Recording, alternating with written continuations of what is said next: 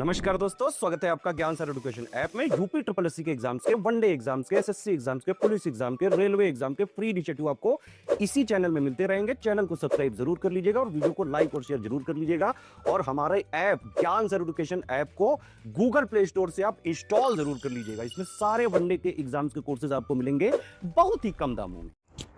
नमस्कार दोस्तों हम लोग कर रहे हैं बीएनएस और बीएनएस में सिर्फ उतना जितना आपके यूपीएसआई के लिए जरूरी है। जुडिशरी एलएलबी उसके लिए मैं नहीं बता रहा हूँ कि एकदम डिटेल में एक एक क्लॉज पूरी सेमेस्टर खत्म करें। नहीं, वो मैं देख रहा हूँ यूट्यूब पे लोग 2-2 घंटे की क्लास एक एक टॉपिक की देख रहे हैं। समय बर्बाद मत करो यार। 3 से 4 सवाल बीएनएस और बीएनएसएस से आएंगे, तो 3 से 4 बहुत ज़्यादा, खींच के 5। तो उसके लिए टू द पॉइंट जितना जरूरी है सिर्फ उतना पढ़ो, है ना। फालतू समय मत बर्बाद करो। आपके पास रीजनिंग, मैथ्स, जीएस और हिंदी बहुत सारी चीज़ें और हैं, उनको भी पढ़ना है ना। तो ऐसा नहीं कि एक ही टॉपिक में लगे रहो, ज्ञानबाजी, मजा आ रही, नहीं नहीं नहीं इसी को पढ़ेंगे, हाइप बनाएंगे सब जगह। ठीक है, इतना देखो। बीएनएस में मैं बता चुका हूँ 20 भाग है, यानी 20 चैप्टर है, 20 अध्याय है, 358 सेक्शन यानी 358 आर्टिकल है।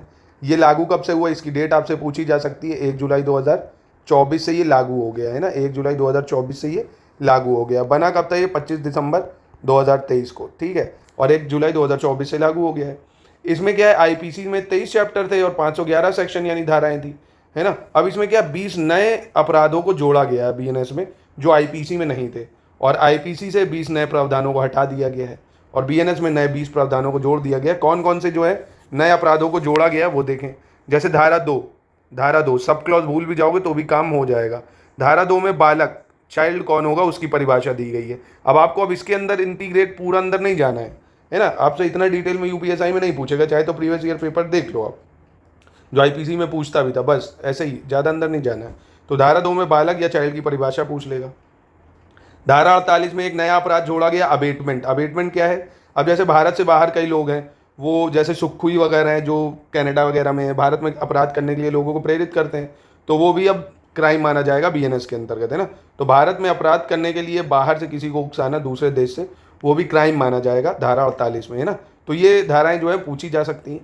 धारा 69 है प्रवंचनापूर्ण साधनों का प्रयोग करके सेक्स करना, धोखे से बहला फुसला कर ले जाना। अब भैया आप मान लो अपनी आइडेंटिटी छुपा के आप मैरिड हो, है ना, इंस्टाग्राम पे आईडी बनाई आपने भैया, सोनू स्टड, मोनू स्टड, कुछ भी करके फेक फोटो लगाई और बहलाया फुसलाया बातों में, और फिर आप गलत इरादे से उसको ले जाते हैं ओ या कहीं पे भी, है ना।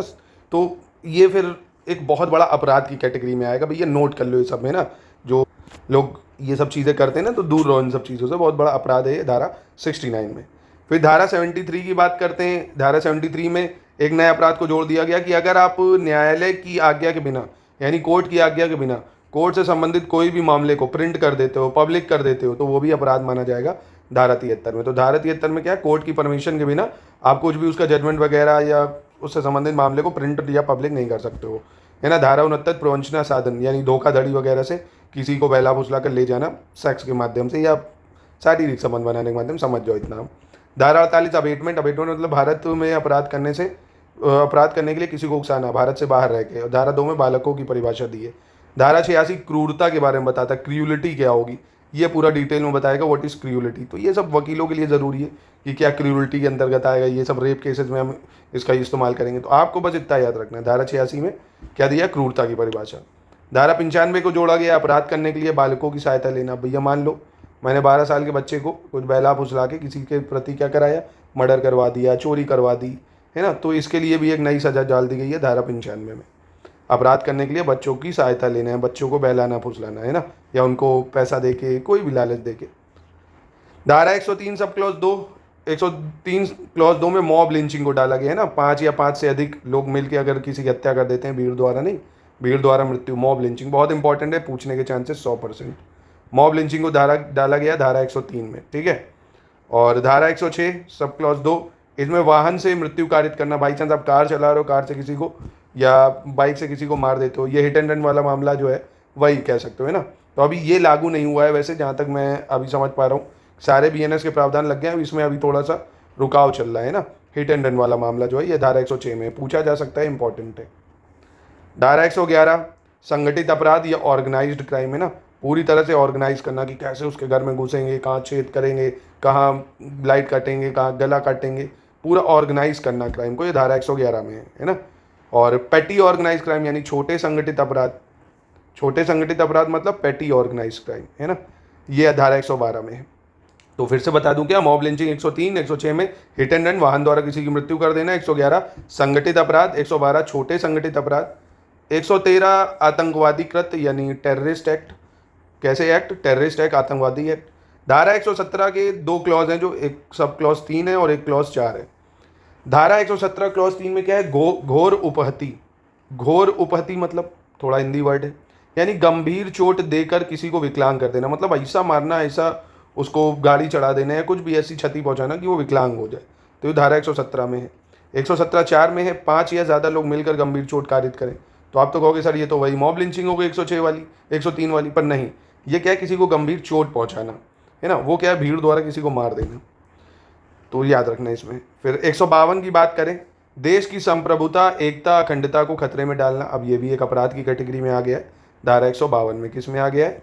धारा 152 या सेक्शन 152, है ना, सोवर्निटी और इंटीग्रिटी जो है उसको खतरे में डालना, संप्रभुता, एकता, अखंडता को खतरे में डालना। 195 में क्या है? 195 क्लॉज 2 में, तो आर्टिकल 195 क्लॉज 2 में है लोक सेवक को धमकी देना, है ना। जैसे मान लीजिए कोई डीएम है, कहीं पे राइट वगैरह हो रहे हैं, उसको रोक रहा है, या कहीं पे खनन हो रहा है उसको रोक रहा है, तो उसको धमकी दी जा रही है, तो ये भी अब एक अपराध की श्रेणी में आएगा 195 में। तो धारा 195 क्लॉज 2 में क्या है? लोक सेवक को धमकी देना। 197 के क्लॉज 2 में है अफवाह फैलाना, जिससे भारत की संप्रभुता, एकता को खतरा हो भैया, है ना। तो अफवाह फैलाना भी अब एक मतलब क्राइम की कैटेगरी में डाला गया है धारा 197 क्लॉज 2 में, ठीक है। और धारा 324 क्लॉज 3, सरकारी विभाग और स्थानीय प्राधिकरण की संपत्ति की रिष्टि यानी नुकसान पहुंचाना। अगर आप किसी भी सरकारी संपत्ति को, जैसे सरकारी अस्पताल है, सरकारी स्कूल है, उसमें तोड़फोड़ करते हो किसी भी सरकारी जगह पे, तो या सरकारी प्राधिकरण पे, तो धारा 324 के अंतर्गत अब वो अपराध की श्रेणी के अंतर्गत आएगा ना। तो ये नए अपराध है जिनको जोड़ा गया अभी ने इसमें। धारा 341 लास्ट है, फर्जी मोहर बनवाना भैया, है ना, फर्जी डीएम की मोहर बनवा ली, किसी की मोहर बनवा ली, फर्जी प्लेट लगाए एसडीएम डीएसपी की, मतलब कोई भी नेता की, तो फर्जी मोहर, फर्जी प्लेट, इन सब का उपयोग करना भी अब एक अपराध की श्रेणी में है, धारा 341। तो धारा 341, ठीक है। नहीं याद हुआ एक बार फिर से देखिए 2 से 3 बार, और इनको नोट कर लीजिए। जितना बीएनएस में देखिए मैं बता रहा हूँ इस चैनल पे आपको बताऊंगा, बस उतना ही आप पढ़ लेंगे, निश्चित ही कह रहा हूँ। आप 3 से 4 सवाल जो आएंगे आप कर ले जाएंगे, ठीक है, ज़्यादा लोड मत लीजिए। और जो टॉपिक है उसके ना, महिलाओं के लिए, बच्चों के लिए, मोटर व्हीकल एक्ट, पीआईएल, जनहित याचिका जो है, इन पे भी पढ़ना है आपको, क्योंकि कुल मिला के 13-14 प्रश्न आएंगे। ये 13-14 पूरे बीएनएस से ही थोड़ी आ जाएंगे, बीएनएस से बस 3 से 4 मान लीजिए, ठीक है। तो ज़्यादा समय अपना बर्बाद ना करके टू द पॉइंट जो जरूरी है सिर्फ वो पढ़िए।